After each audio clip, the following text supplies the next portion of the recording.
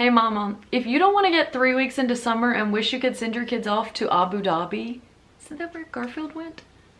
Then you need to watch this video and plan these things right now. Hey y'all, I'm back. Rachel. I'm a routine mentor to moms, author, language of listening parent coach, certified baby and toddler sleep consultant, mother of 5 precious, beautiful children. And today I'm here to talk about summer. So like if you're in the Southern Hemisphere, you know, you do you, honey. But if you're here and summer is coming up and you're about to have the kids home all day, or even if you're working, but they're gonna be home more and schedules are gonna look different, you need to think ahead. Don't just let summer show up and then in a few weeks you're like, this is bad. My kids only have 18 summers and this one blows. You don't want to do that. We want to avoid that. So here, let's just dive straight in. The first thing you need to think about when you're talking about planning summer is your chore routines. Now, I created actually with my Summer Rhythms program, which you could get at the link below, I've got this poster. Can you see it? I'll flick up an image on the board. So chore routines are really important because when kids are home more, they make more messes. It's like, now there's more toys, now there's more food, now there's more crumbs, now there's more shoes and socks. I'm gonna tell you I have 4 boys. I'm gonna tell you we have a sock situation. There's socks everywhere. So there needs to be more chores, okay? And it needs to be more regimented. There is a really big thing that I want you to take hold of, and that is if you wait too long to get your kids to do chores and then you ask them later, they start just refusing and they're like, no, you can't make me. If you start this young, it just doesn't happen that way. You just need to get the kids helping out. So you need to decide, do I want them to do the chores in the morning, in the afternoon? Do we want to have touch points during the day when we have them do chores? You just need to think about how you want that to happen and make a plan. Now, I talk about this in my Summer Rhythms class and my workshop that you can get at the link below. This is super important. The second thing that you need to plan is your relaxing routine, your self-care routine. Now, in my Summer Rhythms workshop, I actually have a process I call the not to-do list. And this is where you actually want to make summer a little bit different than normal. You want to say, I'm not going to do these things that I often do. I'm going to lower the standards in this area. I'm going to remove this type of commitment or this specific thing that I used to do. I'm just not going to do that this summer so that I can relax. You need to figure this out because if you're home more and the kids are home more, there's more noise, again, there's more mess, there's more cooking, there's more cleaning, there's more snacks, there's more food, there's more everything.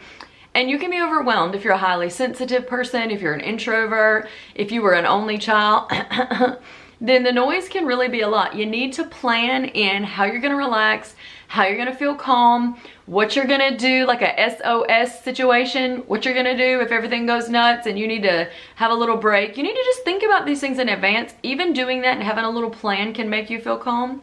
I just realized last week planning gives its own dopamine hits. So if you're feeling down, planning helps you feel better even if you don't do the plan. Oh, but do the plan. Do the plan. So I've been talking about my workshop Summer Rhythms, but I go into all of this and more there. I've had over 1,500 moms sign up, and it is definitely something you want to consider if you want to go in summer strong. In fact, I just had someone yesterday who wrote and said, you know, I have like 1,000 unread emails, but something told me I should open this one, and I realized this is exactly what happens to me. I start off strong and then I feel guilty because I hate summer, and I thought I would have fun with the kids, but they're driving me nuts. And we don't have that much time with our kids. It's something like 70, oh, I shouldn't quote stats, but it's some over half the amount of time we ever have with our kids we have before they're 12. And then after that, they're just gone a lot. So we don't want to wish the summer away just because we didn't take an hour or 2 to plan. The third thing you want to think about is your summer bucket list, so to speak. The things that you want to get done and have done this summer. And you don't need, it depends on your personality. If you like to have a big long list and cross off a few each day, or if you just want like 10 main things that you want to do, just super summery stuff. You know, getting ice cream, seeing fireworks on the 4th of July, you know, playing in the sprinklers, going to the lake or the beach or the pond, or in the backyard swimming, you know, slip and slide, whatever. Just these basics, watermelon, homemade ice cream. Okay, I'm on a roll. I'm on a roll. These basic things that when you think of childhood summer, you think of. You want to make sure that you're having something to aim for because the days get long.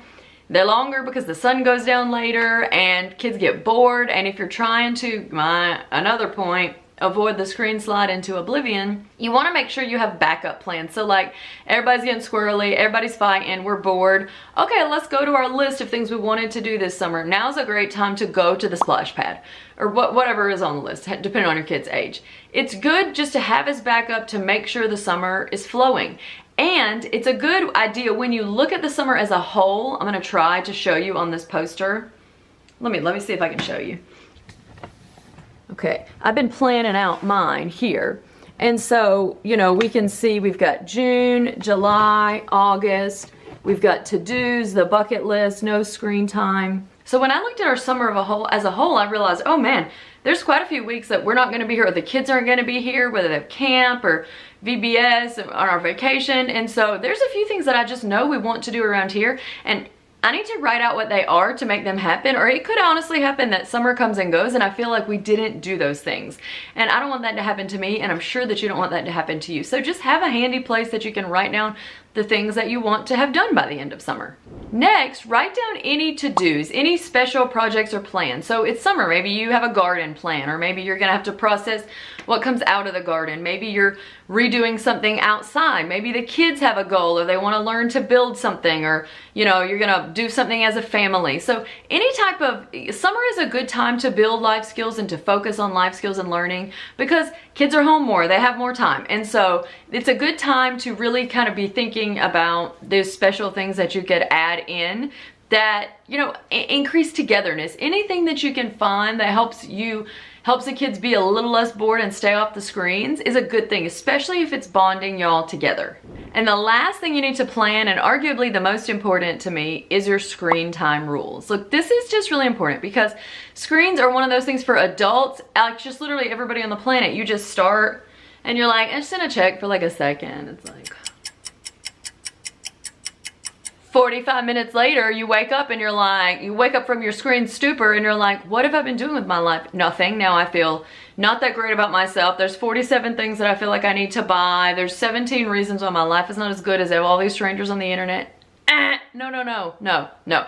Or the kids slide into just whatever show they're watching or game they're watching, and just time gets sucked. And you know the quote that you never look back and remember your greatest times watching TV or cartoons? Like, it's just true.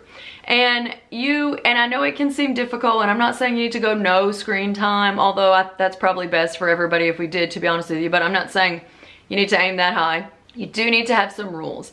And like my OT, I have a son with ADHD, and his psychiatrist or is it psychologist? Doctor, something.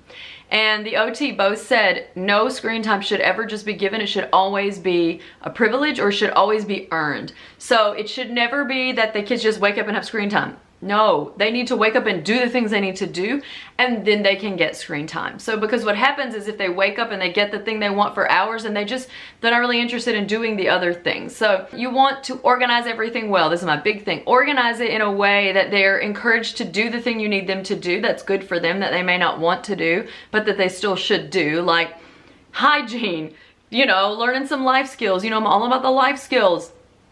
Actually, now's a good time to join Life School at Home as well this summer, because you're gonna have more time. It's all about helping them learn to become people. And if they're always on their screen, it's such an instant dopamine rush. I can't go all the science, you know, their brains are just gonna basically get hijacked, and they're just gonna wanna do. And then anything else that's slow, that requires more effort, that doesn't have immediate gratification, it's just not as satisfying. And so summer can easily turn into way too much screen time since there's just more time. And that isn't to say you couldn't have a little bit more screen time than normal since there is more time. It's just to say the screen shouldn't be controlling you, and your children's emotions relating to the screen should not be controlling your decisions about the screen. That was good. That was good. No, you need to be the one that's thinking how much time is good, and that's it. And then being able to stand firm in that decision is really, really important. So I highly encourage you to get ready, be thinking about summer, get a plan going, join my Summer Rhythms workshop if you think that'll help you, and have one of the best summers so far you've had as a family. Be sure to check out my next video of the do's and don'ts of screen time with kids in the summer.